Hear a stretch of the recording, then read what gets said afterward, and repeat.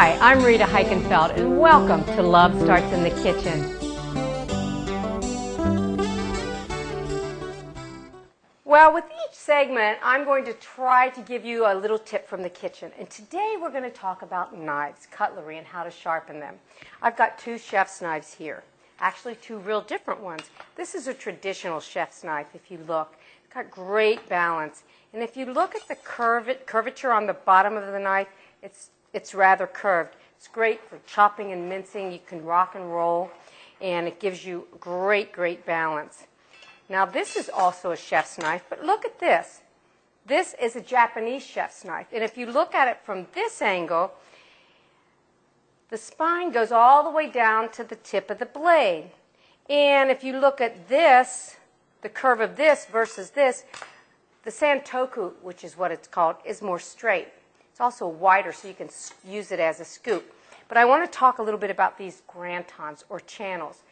Now, what that does is if you're slicing like meats or cheese, that creates a layer of air so foods don't stick. Now, would I buy a knife just for these grantons? Probably not, but that's a great little added feature. And when you buy chef's knives, look at all the ones that appeal to you, and pick up the chef's knife in different categories. Say there's 3 or 4 that you like. Whichever one feels great in your hand, that's the line you should go with. It should feel like an extension of your hand. A good chef's knife should fall slightly to the center like that. And that is good because then your wrist isn't doing a lot of work. You're not going to get carpal tunnel because naturally it's going to fall down onto the food. How to sharpen.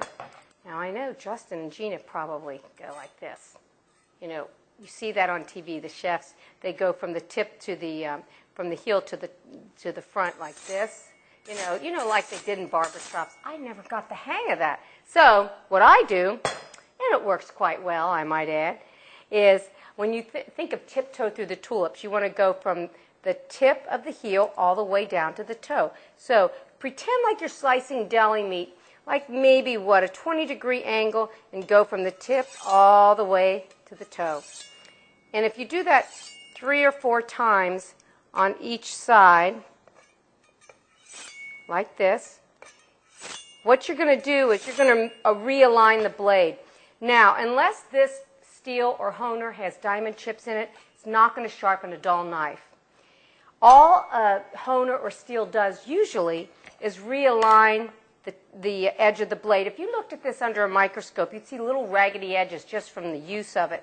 And the honer actually takes a little bit of the metal off, and it just, again, realigns that blade.